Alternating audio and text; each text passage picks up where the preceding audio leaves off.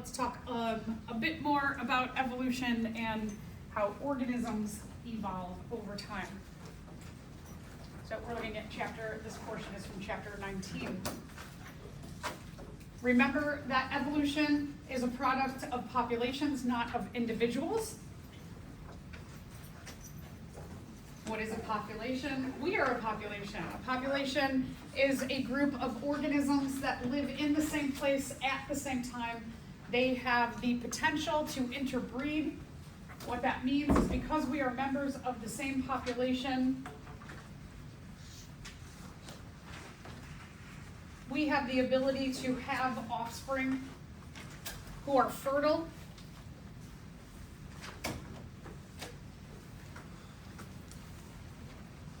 So, in terms of evolution, let me get back on track. Sorry, y'all coming in later, distracting. A population is a group of organisms that live in the same place at the same time. The other thing about a population is they are members of the same species. And when we're talking about a species, it means that members of a species can, what we call potentially interbreed. And what that means is that potentially a male and a female can have sexual reproduction, they can have an offspring, but here is the important thing that makes something a species is that their offspring are fertile. And this is a big part of evolution in terms of reproduction and being a species or a population, a species that lives in the same place at the same time, is that you can have offspring who are fertile, who can keep your population going in the future, keep your population evolving. So, in a population, there are a number of different traits and characteristics. Our traits and characteristics are embedded in our DNA or in our genes. And what we call all of the variation of traits and characteristics in a population is we call that our gene pool. It is all the genes, all the different traits and characteristics that our species has. Variation is found in the differences in a trait or characteristic. So I know I said last time, like for example, eye color, we have different traits. We have a trait with different characteristics. We have the trait of eye color, and we can have like brown, blue, and green eyes. What we call those differences in our traits or characteristics embedded into our genes is we call them different alleles. For handedness, we have two different alleles as humans. For handedness, we have the right-handed allele and the left-handed allele. They code for the same trait of which hand is dominant, but you have a variation of a different allele of right and left-handed.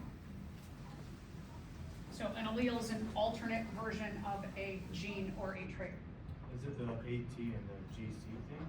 Is it the what? The AT and GC, the chromosome lines? Yes, so they'll be at the same, and we're going to get to that in just 1 second. The alleles are going to be found at the same, what we call gene locus or loci. Loci is plural, locus is singular. For any given trait, you have two alleles for every trait. You find those two alleles at the same locus. Why do you have two alleles for every trait? Who did those two alleles come from? Yeah, the parents, good. And so you have two alleles for every trait. One comes from bio mom, one comes from bio dad. That's why we have, look at this, the term homologous again. We have homologous chromosomes. As humans, we have 46 total chromosomes in any one of our given cells, with exception of sperm and egg. In any of our somatic or body cells, we have 46 chromosomes. You have two of each kind of chromosome. Your pairs of chromosomes are called homologous, just like homologous structures are similar in nature. Our chromosomes that are homologous are similar in nature. One comes from bio mom, one from bio dad. They have the same gene banding pattern, but they might have a different allele. So here you can see at this locus, you have a dark colored green allele and you have a light colored green or yellow allele. And you have two different alleles for this trait. At this locus, both parents have given the same allele, and at this locus, both parents have given the same allele. So your alleles sometimes can be the same or they can be different. We are going to take a look at allele frequency, the percentage an allele comes up in a population. So when we're talking about this term frequency, we mean percentage. We're going to utilize that as we go through. We'll talk later about Hardy-Weinberg, and then we will also do Lab 23, which is all about doing Hardy-Weinberg, and we're looking at allele frequencies. So let's say that here we have 100 pea plants. Remember, there's 2 alleles for every trait because you get 2, 1 from each parent. So 100 pea plants, there's 200 alleles for a gene that codes for flower color. If 50 of those alleles code for white flowers, what is the frequency or percentage of that white flower color allele in the population? So you have to figure out a simple percentage, yes. Is it 25? It is. So good. Very good. Thank you. The correct answer is 25%. 50 white flowers out of 200 total alleles gives you 0.25. If we convert that, we move the decimal place, we times by 100, we get 25%.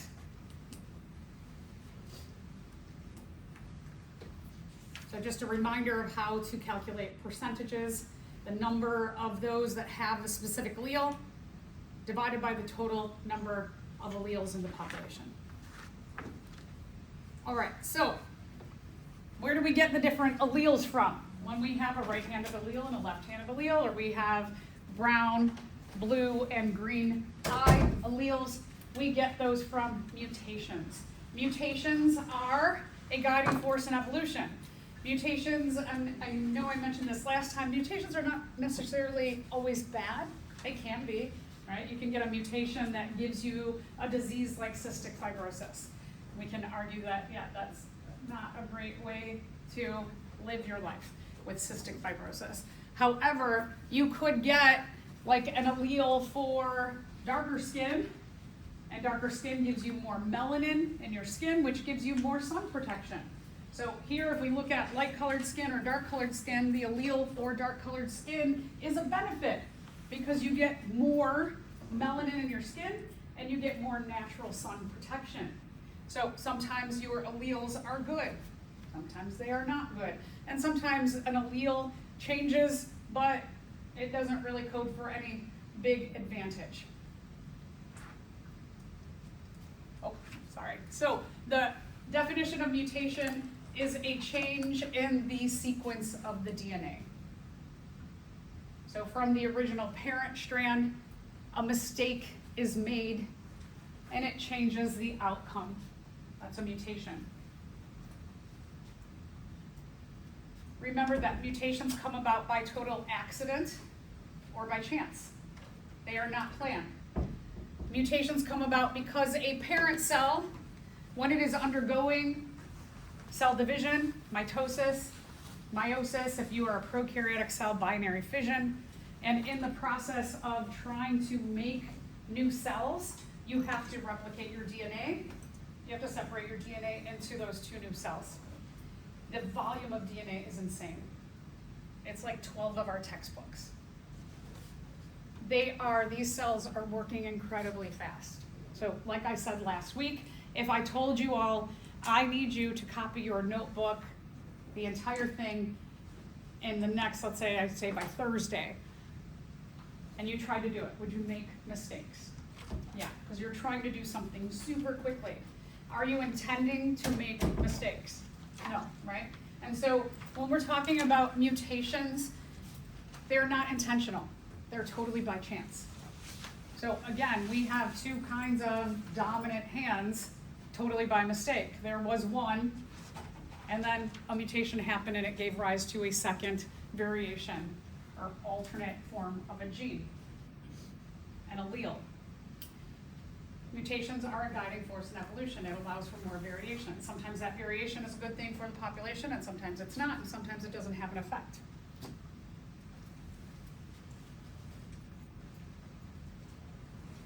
So again, mutations are not intentional. They are by accident. They are by chance. Mutations, let's talk about where they have the biggest impact. So when we are looking at mutations in our body cells or our somatic cells, all the cells in our body that are not producing egg or sperm. So let's think about like one of my heart cells. And let's say I've got 1 trillion heart cells. And one of those trillion heart cells, it replicates and there's a mutation and the outcome of that one of 1 trillion heart cells, and there's a mutation so bad that the cell that it gives rise to is not functional. One of 1 trillion non-functional heart cells, does that have a huge impact on the overall health of my heart? No, right? Because I've got almost 1 trillion other ones that are going to compensate for that bad mutation that happened in that somatic cell or that body cell, so not a big deal. Okay, so now let's talk about sperm and egg. When the sperm and egg are being made through meiosis, let's say that there's a mutation and it gives rise to a disease. Does that have an impact on the offspring? Huge, right? Let's say that when egg and sperm are being made, that there's a mutation and it gives rise to greater intelligence. Is that a good mutation? A good mistake? Yeah, right? So it has an impact. So where mutations have a bigger impact is not in our body cells, but in the making of the sperm and egg, which give rise to offspring.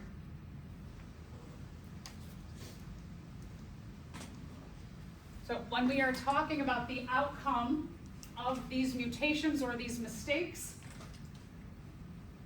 is they are found in our genes. When we're talking about handedness, for example,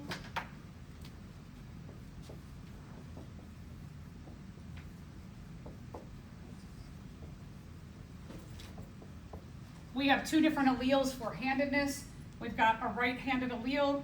When we are looking at the trait for handedness, we are calling this complete dominance. That the dominant allele will mask the presence of the recessive allele. The recessive allele only is shown or expressed when you have two recessive alleles. So what we have as an outcome, because you have two alleles for every trait,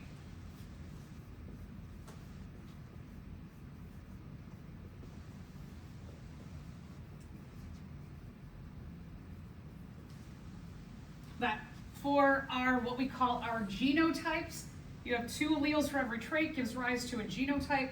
Our possible genotypes for right-handed would be a capital R, both capital R's from your biological parents, or because this is a complete dominance trait, you could have capital R, small r.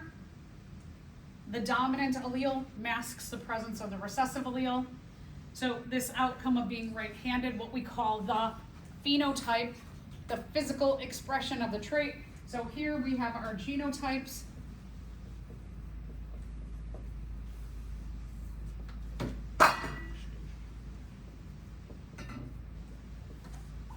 Our genotypes, the genes, the two alleles that you get from your parents, those are your genotypes. They give rise to the physical expression of that trait, the phenotype. When we're talking about someone who is left-handed, they can only be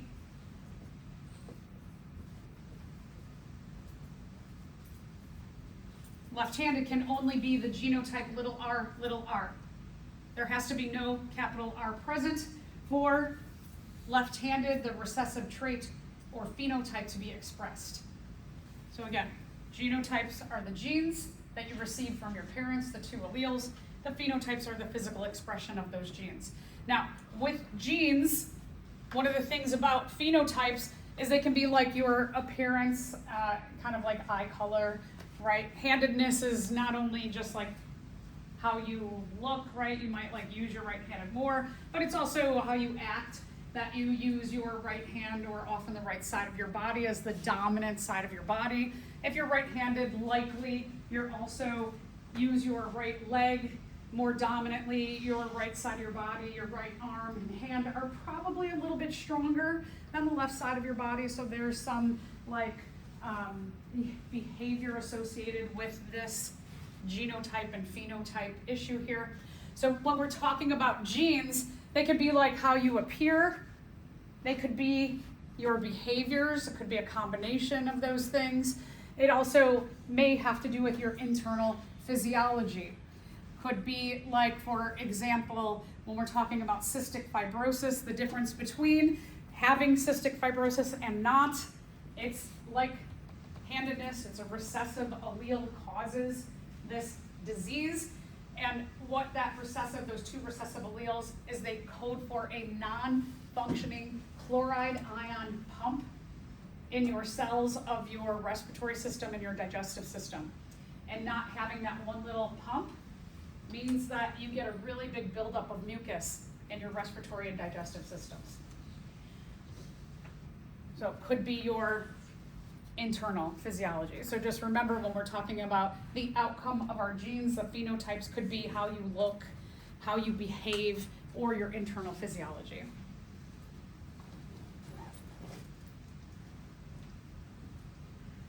Again, mutations are not planned. When an egg or a sperm is being made, the egg or the sperm cannot go, I'm gonna order up left-handedness, and I'm gonna order up this, and I'm gonna order up that, right? You can't do that. They can't plan. They're just like trying to copy the DNA as correctly as possible, and any mistakes that are made are totally by chance. So any alternate versions or alleles that we have are just totally by accident. It's pretty wild, I think. Okay, so again, mutations can be harmful. They can be nothing, or they can also produce something better, a trait that, given the current environment, helps that population to survive better. So it can be bad, nothing, or good. And it's all just by chance. So in biology, when we think about mutation, don't always think about mutations are bad. They could be a good thing. And these mutations provide the potential for evolutionary change, meaning that if you have new traits that are popping up in the population by chance, you get more variation in the population. More variation in the population is good, because if the environment changes suddenly, hopefully a group of someone's have enough variation that they can withstand whatever change is currently happening in the environment, that they will be naturally selected for and keep the population going and evolving and surviving. If there's not enough variation in the gene pool, the environment changes, nobody has an advantage in the current environment that has changed, everybody can be wiped out. Extinction is a totally natural part of evolution. So when species go extinct, it happens, it's happened a lot. It's the way it goes. So where the mutations have the biggest effect is not in our somatic or body cells, but it is in the egg and the sperm and the making of offspring. And so when we are talking about evolution, those mutations that lead to changes in our offspring, whether good, bad, or not a big deal, it is in the offspring where there is an impact. Okay, so again, natural selection. The environment selects for organisms that just by chance have traits that match up with the environment. So it's always weird, like selection, talking about natural selection. Is the environment actually choosing? No, just the environment does what it does. We have what genes we have. If we all match up together, it's great for us, great for our population. If we don't match up well, it can impact the population. So kind of a funny that they chose natural selection, that nature selects for. Maybe that wasn't the best word choice, but It's just kind of thinking about natural selection as, does the environment and the survival of the species match up well? Let's take a look at this question. Most commercial pesticides are effective for only about 2 to 3 years. This is because, is it because new pests invade the area? Maybe, let's think about, let's kind of say maybe. The chemicals induce mutations that convey immunity. That seems weird, right? That wording seems weird. The chemicals mutate. I don't know, we haven't talked about anything about that. The pests learn to ignore the chemicals. That seems a little weird. Those pests with advantageous mutations will survive and reproduce. Ooh, that sounds like vocab that we've been using, right? Something about an advantageous mutation, survival, reproduction. Yes, so letter E, while some of these other ones are like, maybe, keep reading, look for the best one.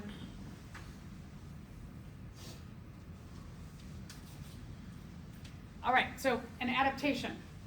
Again, I don't like the word choice of this vocabulary word, because adaptation seems like I can cognizantly make a change, I can adapt. This is not the way it goes in evolution. So an adaptation is, what do you already have here? What genes, what genotypes, and what traits do you have? Do they match up well with the environment to give you an advantage of survival? That's your adaptations. An adaptation is a trait you by chance have, and if it helps you to survive better. That's what we mean by adaptation. Adaptations again,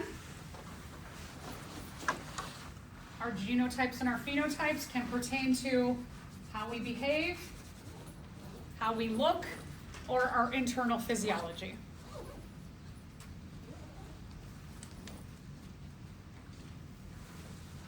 Oftentimes, natural selection is referred to as survival of the fittest. So let's talk about what fitness means. And again, this is going to mean something different in biology than it is when you go to the fit rec and you work out. The term fitness means that you survive well because you have good traits. You are able to have time and energy to reproduce because you have good adaptations, favorable adaptations, and you can have many offspring. So fitness is all about, you have advantageous adaptations, you have timed them because you're easily surviving, and you have a whole bunch of offspring. The more fit or fitness you have, the more advantageous traits you currently have allows you to pass on those advantageous traits to many offspring. So more fit individuals have more offspring. When you are more fit, you have more advantageous traits. You survive more easily. You pass on those advantageous traits to your offspring. And we generally see advantageous traits, given the current environment, start to rise in percentage or allele frequency. But again, the environment can change quickly, and that can change really quickly too. So natural selection, often called survival of the fittest. Those who are fit have the advantageous traits, survive easily, have time to reproduce, have a lot of offspring. It all goes together.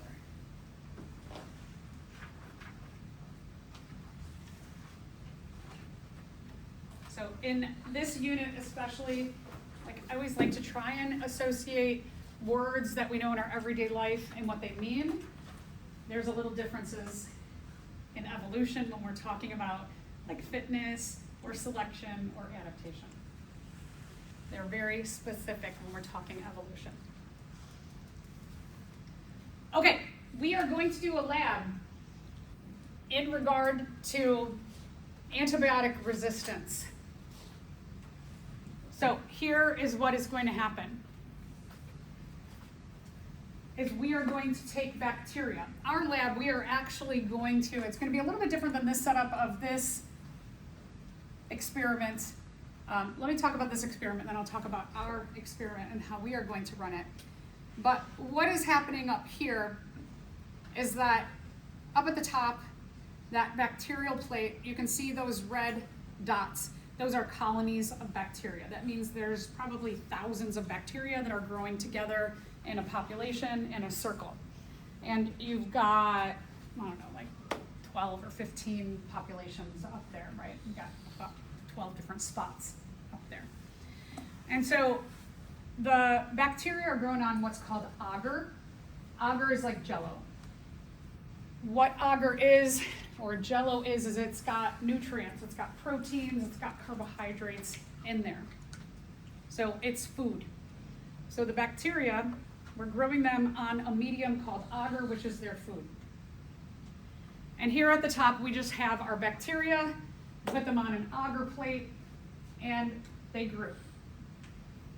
Next step in this experiment was they were like, let's see, out of these original colonies, how many of those colonies have resistance to this very specific kind of antibiotic. So this is one kind of antibiotic in here. And this scientist is taking the antibiotic and they're putting it on 3 different plates like we have up here. After the antibiotic is administered onto the plates, this goes into the incubator, sits for a couple days, and we see which of the original bacterial colonies are selected for in the environment of this antibiotic, meaning that these 4 colonies of bacteria just by chance have an adaptation, mutation, or resistance to this antibiotic. In the presence of this antibiotic, these bacteria have an advantage. They have a gene for resistance to that antibiotic, and they survive. They're able to then reproduce and pass on the gene for resistance. So in our experiment, what we are going to do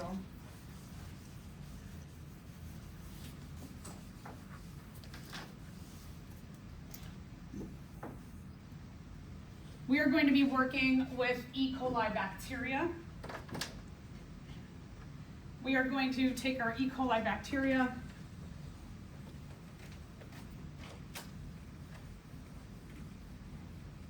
and we are going to swab our bacterial plate so that we get a nice amount of coverage. We're going to swab this way.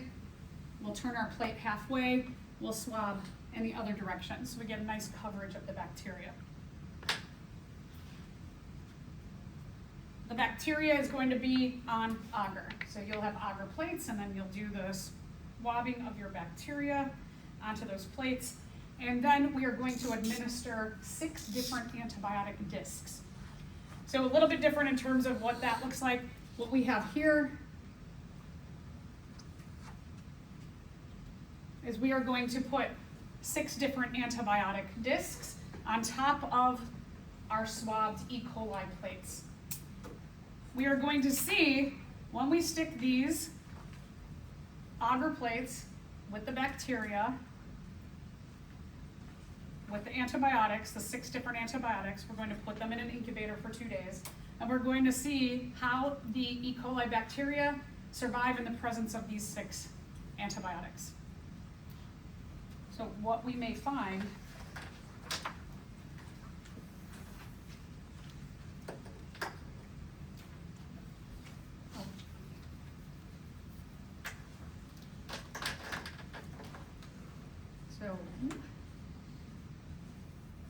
after a couple days, when we put this in a big incubator for 2 days,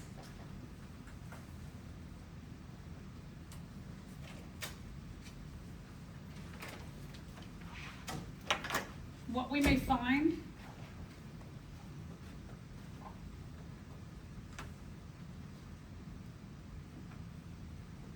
is we may find that some of our bacteria are going to grow right up against the antibiotic discs. What this means for these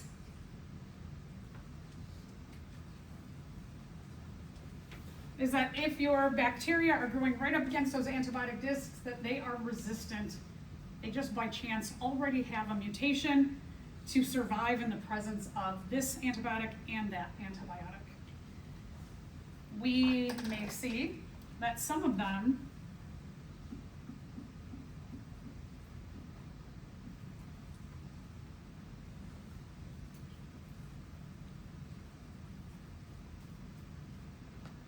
may grow kind of close to the antibiotic discs, but not right up against that.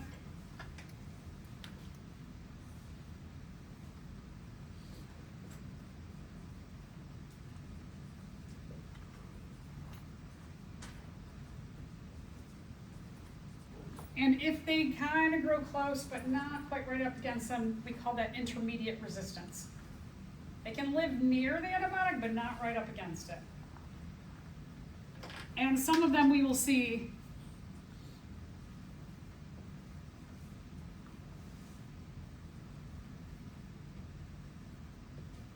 some of them don't grow anywhere near. And these ones, these two antibiotics, the bacteria, they are sensitive to that antibiotic. They cannot grow in the presence of it at all. They will be killed off. So then we get some that may show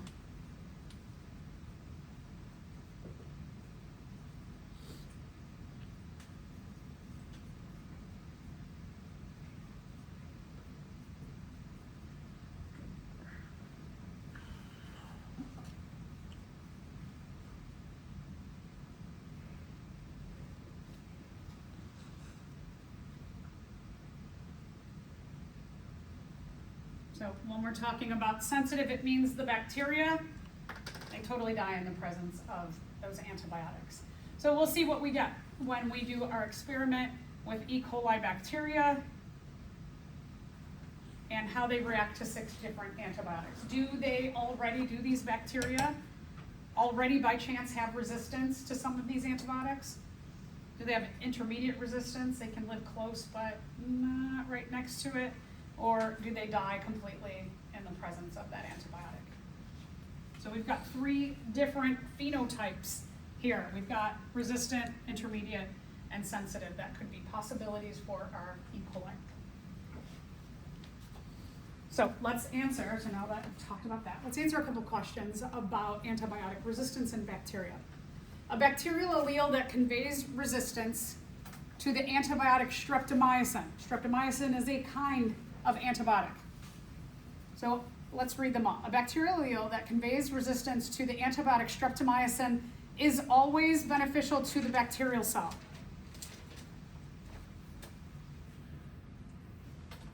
Okay, good. I see a bunch of you going, okay, good. A bacterial allele that conveys resistance to the antibiotic streptomycin is beneficial to the cell in the presence of streptomycin. Is that a beneficial trait in the presence of that antibiotic? Yep. A bacterial allele that conveys resistance to the antibiotic streptomycin is neutral, neither beneficial nor detrimental to the cell.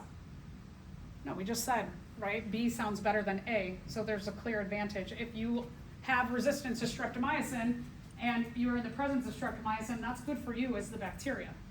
So it's not neutral. A bacterial allele that conveys resistance to the antibiotic streptomycin is beneficial to the cell in the absence of streptomycin. So is this mutation beneficial when streptomycin isn't around?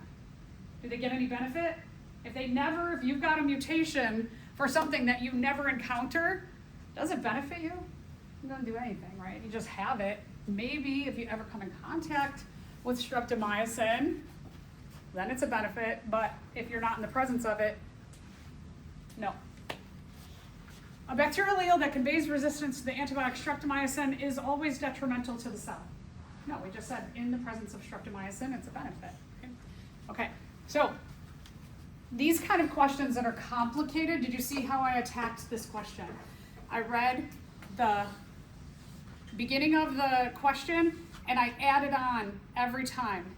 I made it a complete sentence so that my brain, instead of just looking at the second half of the answers, I made full sentences every time.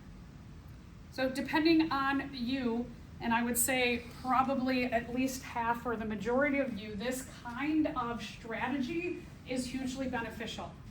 Read each one individually and make a complete sentence so that your brain can put the whole first part and second part together. Bacteria get resistance to antibiotics because they are in the presence of the antibiotic and mutate to become better suited to living in that environment. Do mutations happen? Are they planned for? Can you change when you want? Nope. Bacteria get resistance to antibiotics because the antibiotics causes a mutation. Does the antibiotic cause the mutation? What causes the mutation? Right, yeah. So mutation is just by chance mistake in the copying of the DNA. Bacteria get resistant to antibiotics because some of them just happen to have a mutation to the antibiotic already, survive, and pass on those advantageous genes to their offspring. Ooh, that sounds nice, right? Okay. And bacteria get resistance to antibiotics because the environment influences the bacteria to have a mutation. No, that means, again, it's like these two are saying that the antibiotic is causing the mutation. Remember that the mutation is already there by chance. And if you just happen to come into the environment of that particular antibiotic, then you have a mutation for that antibiotic, resistance to it, by chance you survive. And you pass on those advantageous genes to your offspring because you have an easy time surviving. You have time to reproduce. So remember, the environment selects for organisms that have mutations that benefit them in their environment, in the environment's environment. The environment does not cause the mutation.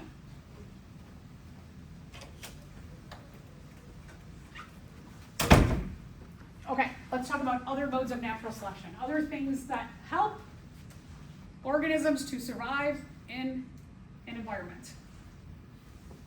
So one is gene flow. We're a population of organisms. We live in the same place at the same time. We have our gene pool.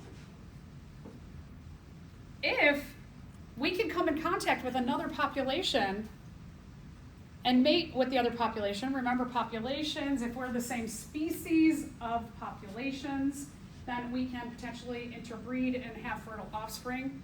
So we have our limited gene pool.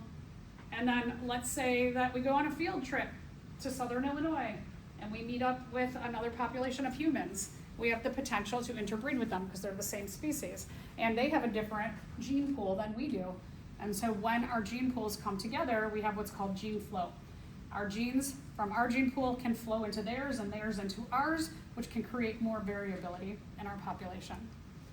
So gene flow is just a fancy way of saying sharing genes with different populations of the same species.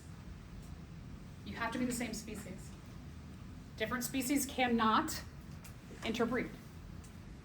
They cannot have fertile offspring.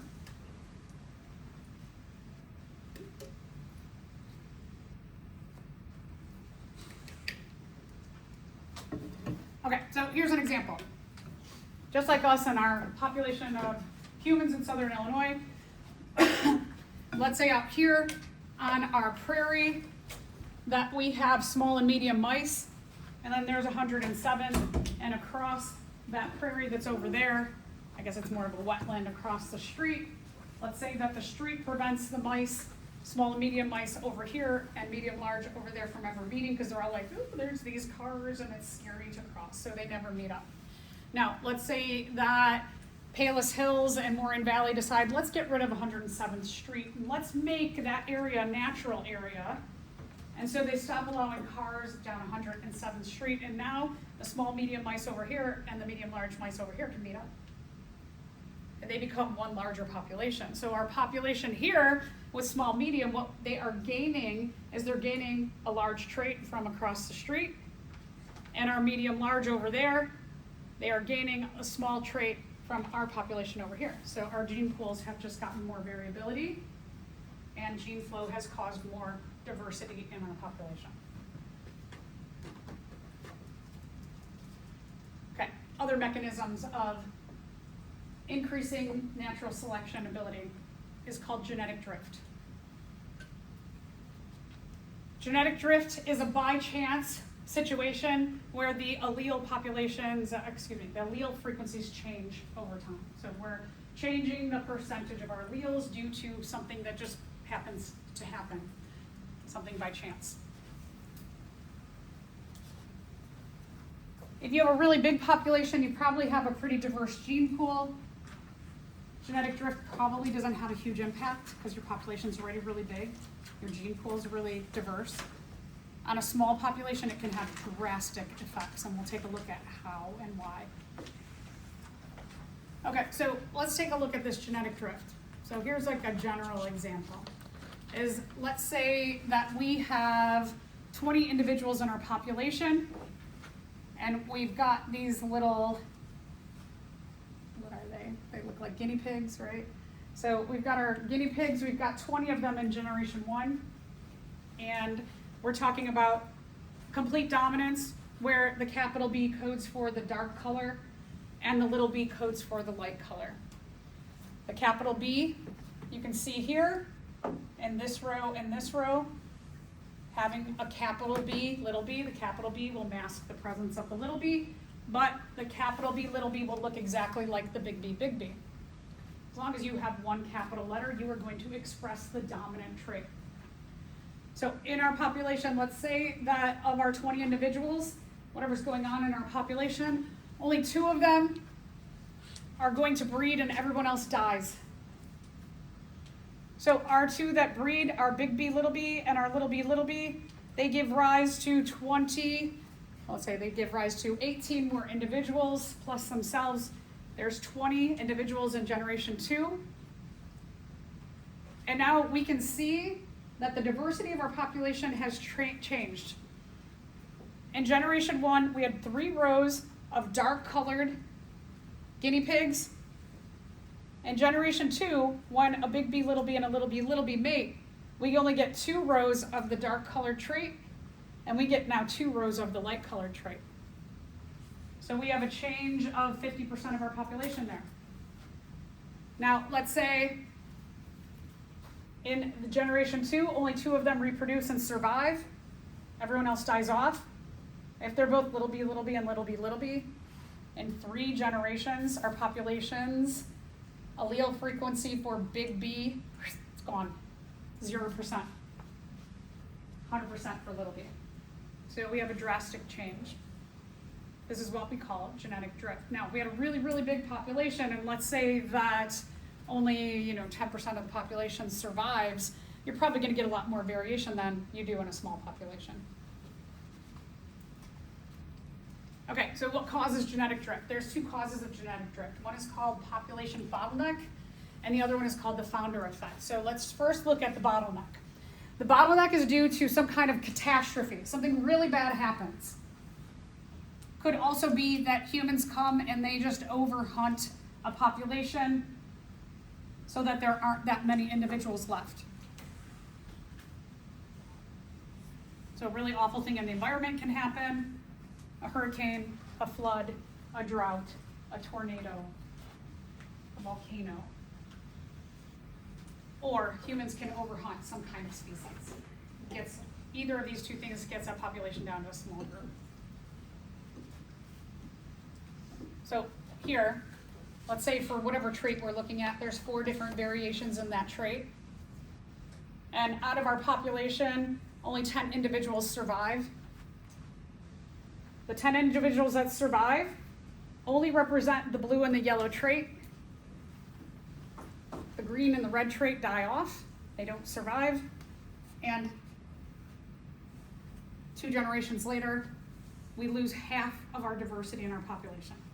Because this is a small population, because only a small number survive, it can drastically change the variation in our population for the worse. Okay, an example of this in terms of hunting are the northern elephant seals. They are quite large seals. They're called elephant seals because they have these really big noses here. They make these crazy loud sounds because of those big noses. In the 1800s, they were hunted to almost near extinction. Only 20 individuals in this population survived because they lived in the same area. They were all kind of the same family. They had kind of the same genetics. And so when they got down to 20 individuals, a law was made like, you cannot hunt these anymore. They're almost all gone extinct. So they got some kind of protected governmental status. However, now that population, it is way up to at least 30,000 individuals. But here's the thing about those 30,000 individuals. From the 20 that survived back in the 1890s, these 30,000 have almost the exact same genes.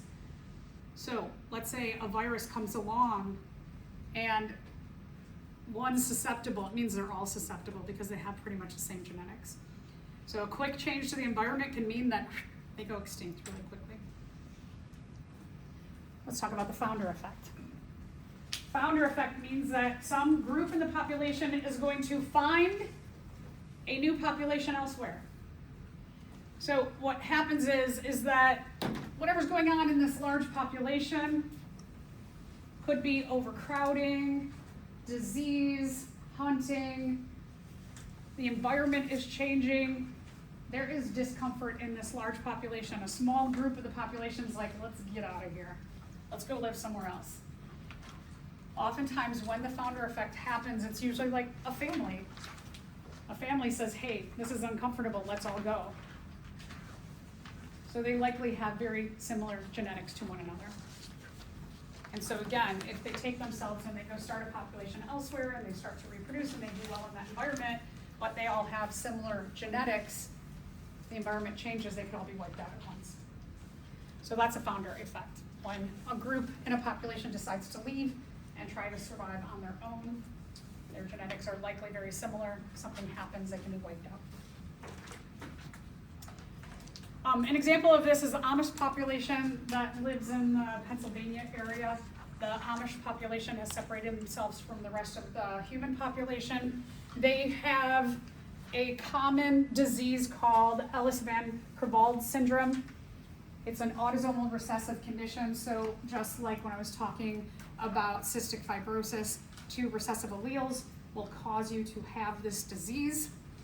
And this disease, there are a number of issues. Usually their trunk of their body is smaller, and there's a lot of issues with not having as much space. The heart is usually kind of more squished in there. There's a lot of circulatory system issues, heart issues. One thing that I think is beneficial with this disease is that often they get an extra finger. And that'd be great if you had one more finger to help you grasp things better. So here's a case where while they have some issues here, having extra fingers is a benefit. All right, so let's talk about what if you had an equilibrium population? What does that mean? An equilibrium population means that evolution is not happening at all. Do you think an equilibrium population can occur? Okay, good, I see some no's. Okay, so equilibrium populations, meaning that evolution cannot happen. It is not realistic. Let's look at what the characteristics would be of an equilibrium population. Okay, so in order for there to be no change in a population, meaning that equilibrium is happening, 1, there'd be no mutation. Do you think every sperm and every egg that are made do their job perfectly in the copying of the DNA? Is that possible? No. So right there, not possible. Right, no gene flow means that this population is isolated. They are not meeting up with any other populations of their kind of species. Maybe, that could maybe happen. Population size is large or small, right? You can maybe have a large population. All mating is random and everybody mates. That would be weird to control. There's also Like I talked about the whales and the hip bones, that the female whale is going to choose a male who doesn't have legs as opposed to the male that has legs. She is going to choose the best traits for her offspring. So likely, no. And the environment doesn't favor anybody, any trait at all. No. Okay, so all of these things would have to be perfect in order for population to be in complete equilibrium, meaning that the allele frequencies stay exactly the same all the time. Not going to happen. So we have a calculation that we can do to show how populations change over time. Okay, so we can use what's called the Hardy-Weinberg principle. Hardy-Weinberg principle is, they are two mathematical equations where we can calculate out allele frequencies today, and then we could come back 10 generations, 20 generations, 50 generations, 1,000 generations, and we can again calculate out the allele frequencies and see, do they change? If the allele frequencies have changed over time, then yes, evolution has occurred. So I love math. We're going to use math to support the changes in allele frequencies over time to show that evolution is occurring in a population.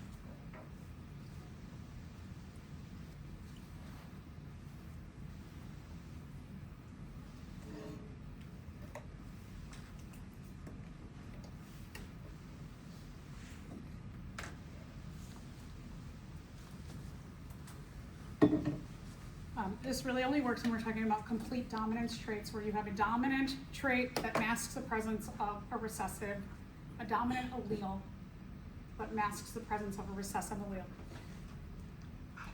Okay, two Hardy-Weinberg equations. P squared plus 2pq plus q squared equals 1, and p plus q equals 1. If we have a piece of information here, we can solve the rest of that and also that one.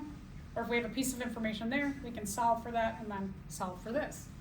So we're going to use them in tandem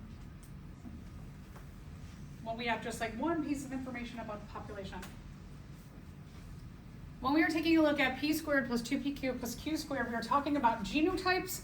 Remember, genotypes are the two genes that you get from your biological parents. You have two alleles for every trait. They equate to the genotypes. Capital T, capital T, capital T, small t, or small t are the three possible genotypes. When we are taking a look at P and Q, these are your allele frequencies, single genes percentages. P is the dominant allele, Q is the recessive allele. You will notice that both of these equations should add up to 1. Now, when we are in lab and we are calculating out allele frequencies for us as a population, we are probably not going to get a perfect one. You might get like 1.001. Okay, that's close. If it's really close to 1, you're fine. Or we could get 0.998. That's really close to 1. So it might not be perfect. If we were working to 10 decimal places, we'll probably be able to round up to a perfect 1. We're going to work to 2 decimal places. 3 decimal places. I say 3, it helps more. All right, so when we're talking about genotypes, there's 2 alleles that make up a genotype. You get 2 alleles for every trait because one comes from biomom, one from biodad, one from each parent. When we are talking about P plus Q equals 1, you're talking about the alleles or a single gene, the dominant gene or the recessive gene. I'm going to give you an example of how to, I guess we're going to define these first and then we'll go through an example. Okay, so P squared. Let's talk about P squared and P, 2pq and Q squared and what they all mean. So P squared is the frequency. Remember, frequency is percentage of what we call the homozygous dominant genotype. Homozygous dominant, there's homozygous again, or there's, HOMO again, meaning similar or same. Homozygous, 2 of the same. Dominant, 2 of the same dominant alleles. When someone has the homozygous dominant genotype, they express or show the dominant trait.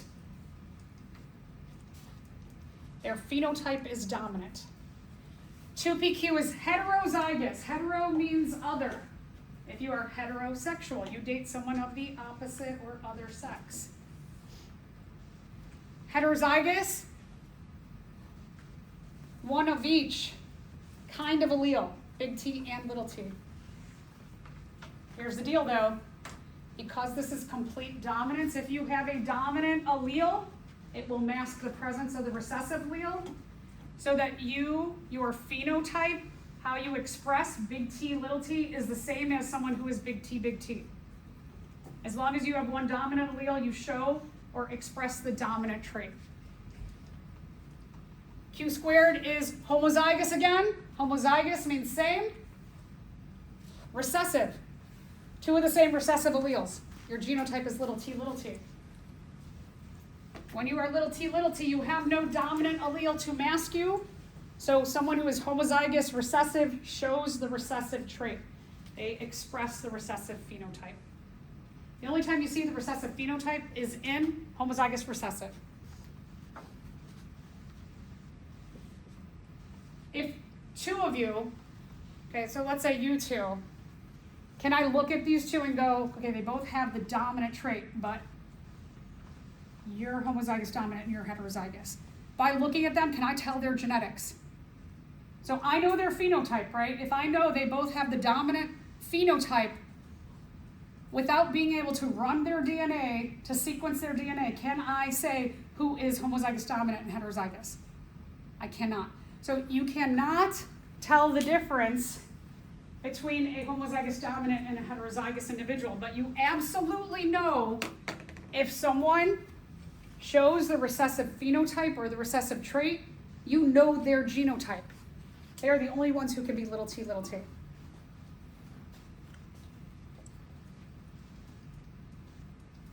Okay, so P is the frequency or percentage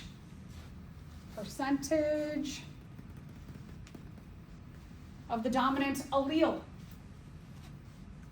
One gene. What's the percentage of that one dominant gene? Q is the frequency of the recessive allele. What is the percentage of that recessive gene? P and Q are genes. P squared, 2PQ, Q squared are genotypes. One gene here for our genotypes, two alleles. Okay, so we are going to use these percentages, frequencies right now. We will come back to our population 10, 20, 1,000 generations later. We'll calculate out the frequencies again.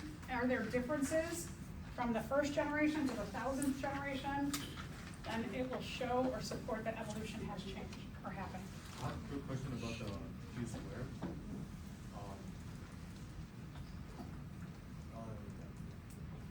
So are we talking about like right-hand, left-hander, or like if they have diabetes?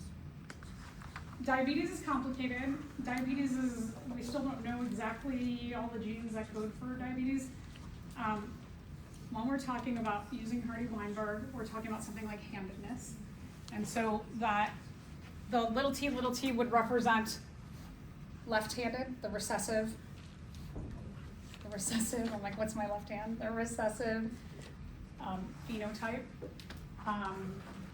Cystic fibrosis, we could use this for.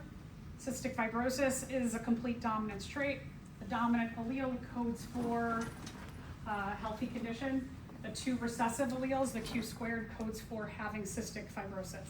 So it has to be something that's complete dominance, where there's a dominant allele that can mask the presence of a recessive allele. It's one of the simplest forms of inheritance and genetics, but it's not super common. So the more uncommon ones. Yes.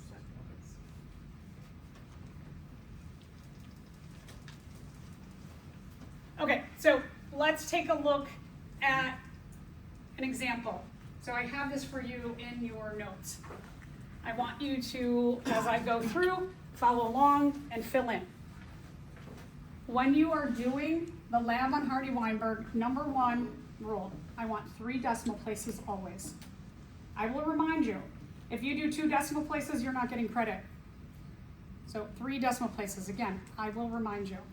Well, Lex and I will rotate and remind you. Still, some of you will just do 2 decimal places. 3 decimal places will get us very close to 1. 2, sometimes it's not as good.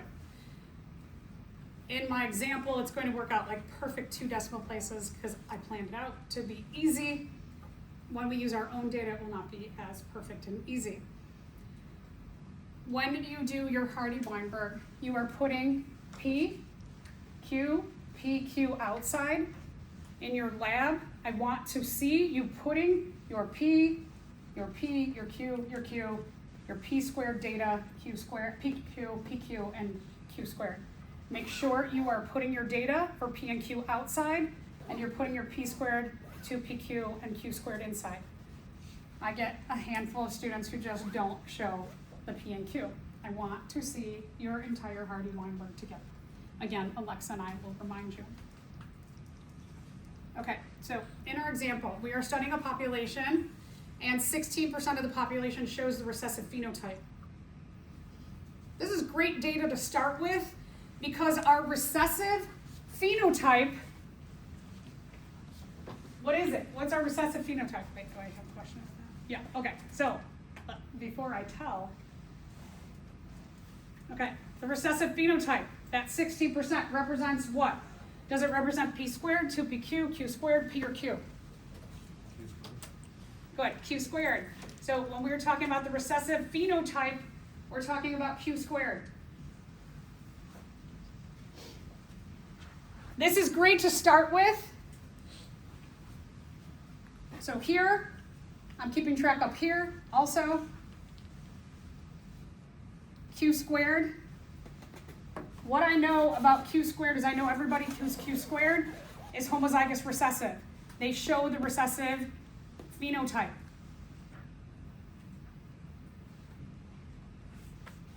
These all look the same phenotype. Same phenotype, right? They're all dominant phenotype. They look or express the dominant trait. This genotype and these 2 genotypes are different, right? So if in this example, I said to you, 84% of the population shows the dominant phenotype. Can I use that 84% and just divide it by 3? No. But what I would do with that 84% is I would take 100% minus 84%. So I take 100% minus this 84% to give me what I know is showing the recessive phenotype. And so even if I give you the dominant phenotype percentage, you cannot use that, but you can use it to subtract from 100% to get the recessive phenotype percentage, and you will start here because these all look the same. You cannot differentiate, right? I said I can't differentiate between the 2 of them unless I ran their genetics, and I don't have that ability. So 16% of the population shows the recessive phenotype. That is Q squared. That is little t, little t.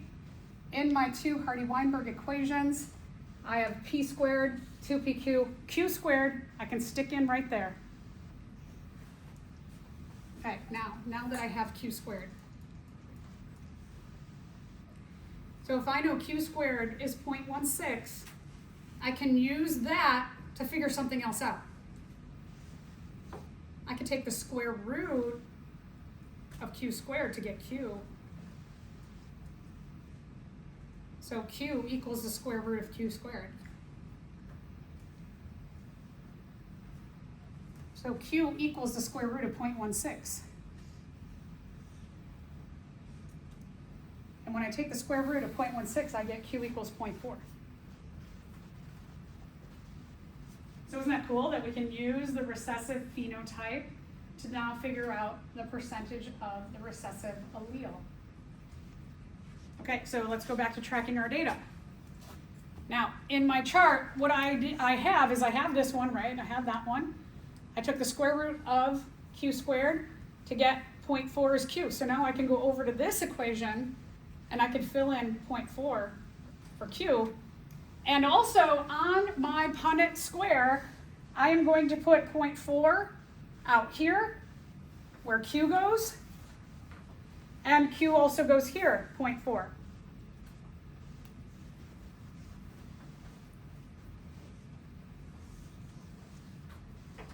So now that we have 0.4, we can use that bit of information.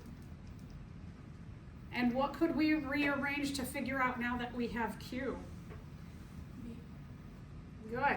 So we can rearrange P plus Q equals 1. If we have P is 0.4, move that over here and do 1 minus 0.4 gives us Q.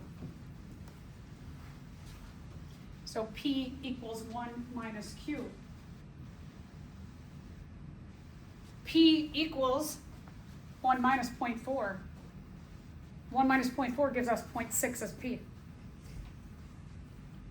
Clever, isn't this clever?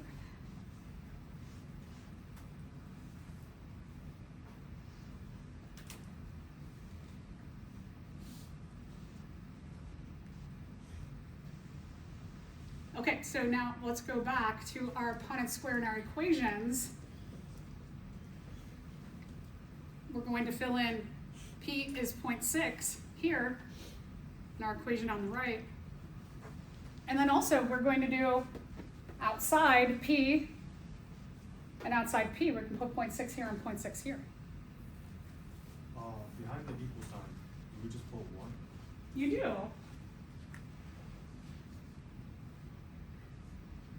And we're going to get to that point too, but good that you're thinking about that. Okay, so now the way Punnett squared is we can do 0.6 times 0.6, 0.6 times 0.4, 0.6 times 0.4. We can figure the rest of this out now that we have P and Q. Okay, so moving on. If we know P, then we can figure out P squared. P times P gives us P squared. P is 0.6 times 0.6. So P squared is 0.6 times 0.6 is 0.36.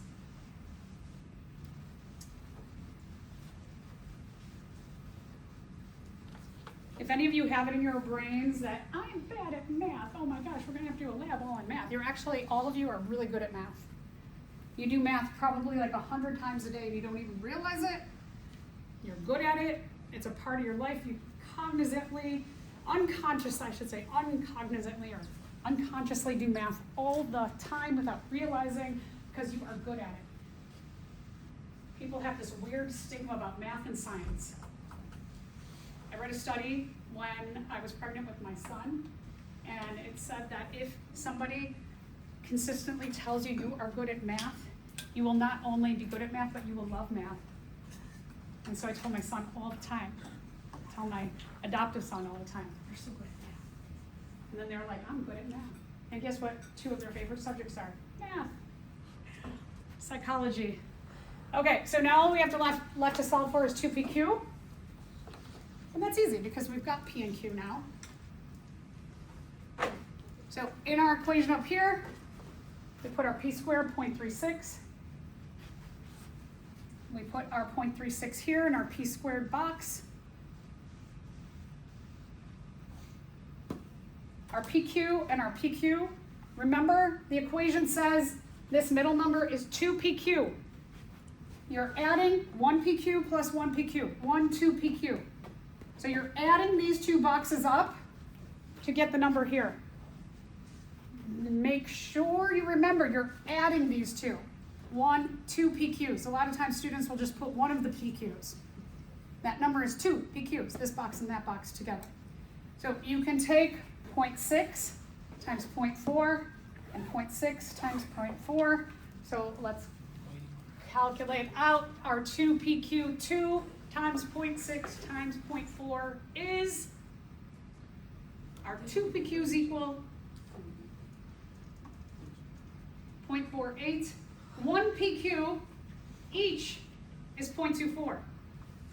0.24 plus 0.24 are 2 PQs of 0.48. Okay, so 2 times P times Q, 2 times 0.6 times 0.4 2 PQ is 0.48. Each individual PQ is 0.6 times 0.4 or 0.24. 2 PQ is 0.24 plus 0.24, 0.48, or you could calculate out your 2 PQs by doing 2 times 0.6 times 0.4. Either way gets you, you gotta remember, you have to remember you have 2 PQs. 2 PQs, 2 PQs. 2 PQs of 0.24 each. So notice again on my Punnett square up here, 1 PQ is 0.24, 1 PQ is 0.24, 0.24 plus 0.24 gives us 0.48.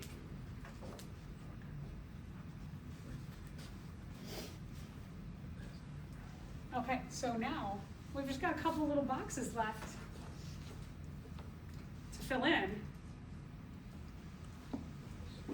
So now we look at our p squared plus 2pq plus q squared, and we look at our p plus q. How do we know if we did everything correct? We make sure that each equation adds up to 1. Good.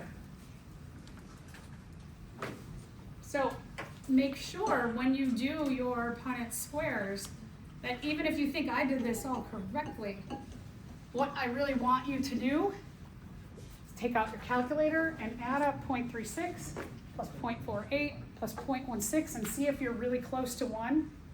I chose 0.16 to make it a nice perfect 1. You might be close. 3 decimal places will get you close, close, close. And then you also want to take out your calculator, just make sure 0.6 plus 0.4 equal 1. All right, so again, what does this have to do with evolution? We can take our allele frequencies, we can take our genotypes, we can have those information, that data right now, we can come back tons of generations later, recalculate, the numbers have changed, it supports that evolution has occurred. Sorry, question.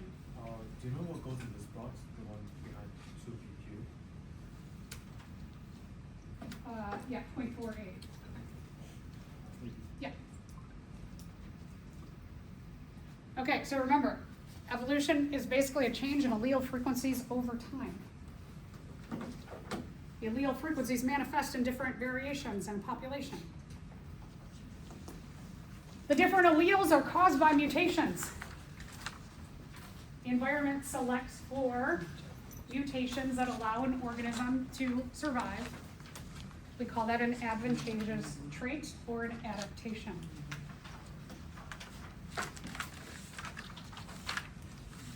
Okay, one more thing before we go into lab. Just to let you all know, this is a really great day to think about this. It is 5 degrees outside. I think it's up to 8 now. In the summertime, I teach a marine biology class. It's called Introduction to Marine Biology. It's a 3-week summer class. It happens immediately right after this semester ends. The following Monday it picks up. This class is super unique and that there's a 10-day travel component. So we do marine biology hands-on in the field. We go into the ocean in Belize. Belize is a country in Central America. It has the world's 2nd largest barrier reef. We go to the Belize Zoo for 2 days. We get to see what the native animals on land, what they look like, what they do. We do a day tour, get to see what they're doing during the day when it's hot, and then when it cools down at night, they do different behaviors, like they talk a lot more. And some of them come out, some of them go to sleep. And so you get to see the differences in those animals as well. For 8 days, we live on an island, on a tropical island. We do you can see here, a student, you can see there, we go snorkeling every day. So snorkeling is the standard for this class. If you're like, I've never snorkeled before, in terms of your swimming abilities, you just need to do a really good doggy paddle. Snorkeling is really about just floating and observing. And we also have like little floaty vests. I'd say about 1/3 of the students like to wear them when we're out in the ocean.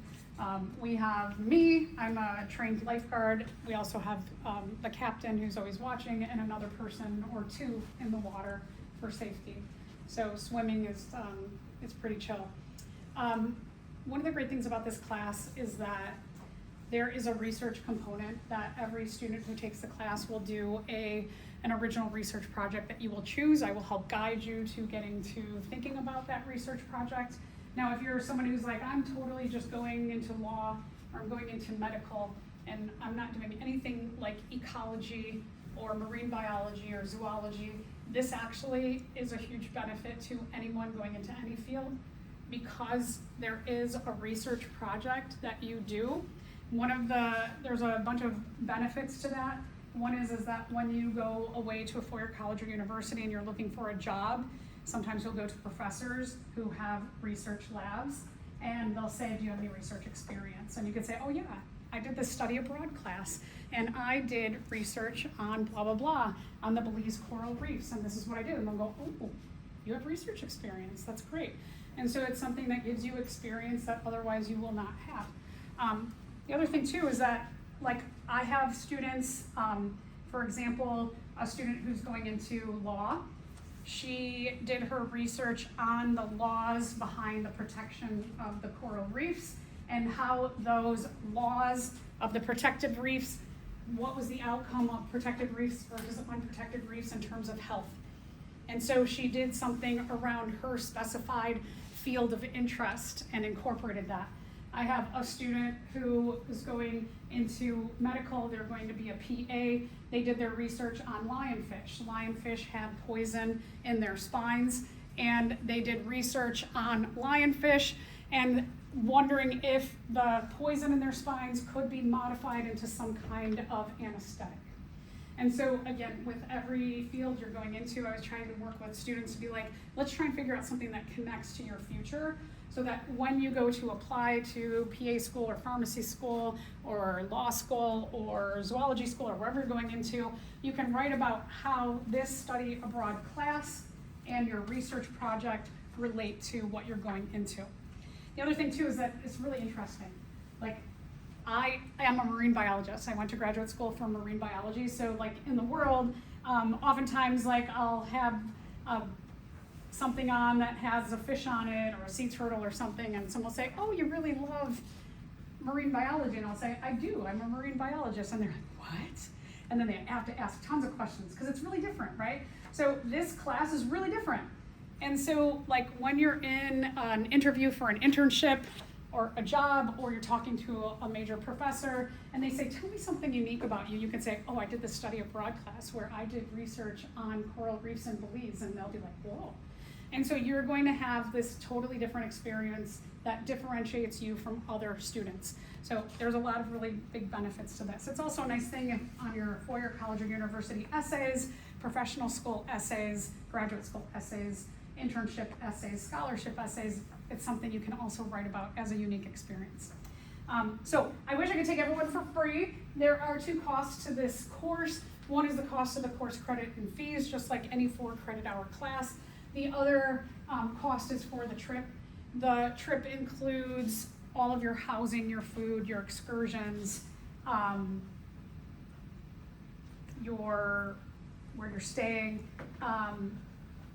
The only thing that the cost does not include is your flight. So you have to just book your flight on your own, which I will help you with.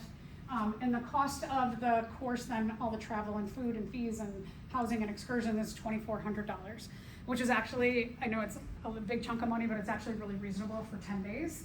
Then you have to get your plane ticket. It's nice that it's totally arranged for you. I've been doing this for 20 years, so safety-wise, we're going to a really safe place. I have a lot of relationships with the Belize Zoo and the field station.